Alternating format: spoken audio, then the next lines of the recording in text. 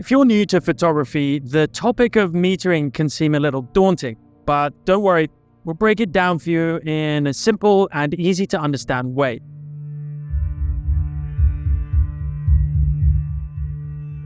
Most of today's modern cameras have at least 3 different metering modes to choose from.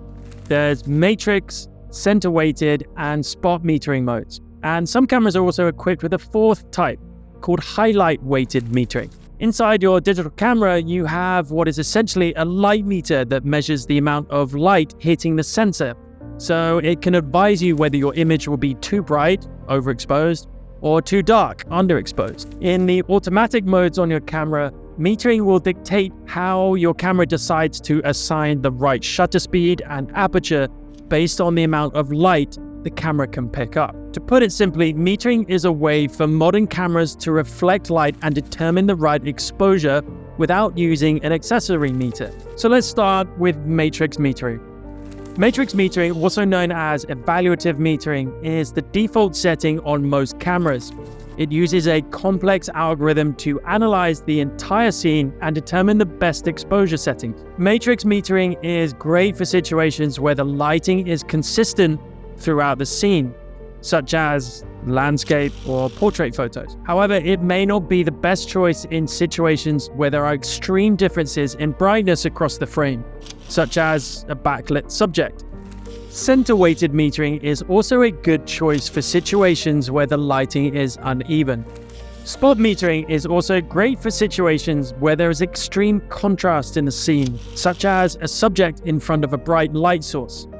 Metering modes can be used in manual mode, but they're also useful in automatic modes like shutter priority or aperture priority, because the camera will still adjust the settings based on what the meter reads. While some cameras will adjust automatically, many will have manual metering modes that require you to make these changes.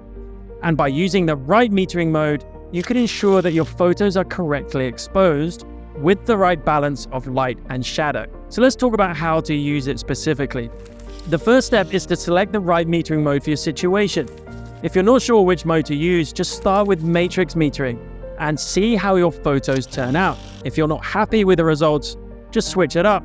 Try center weighted or spot metering.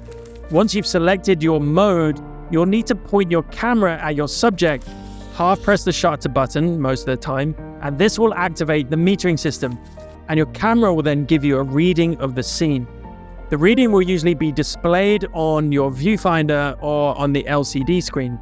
You can then adjust your exposure settings, such as aperture, shutter speed, and ISO, get the right exposure for your photo.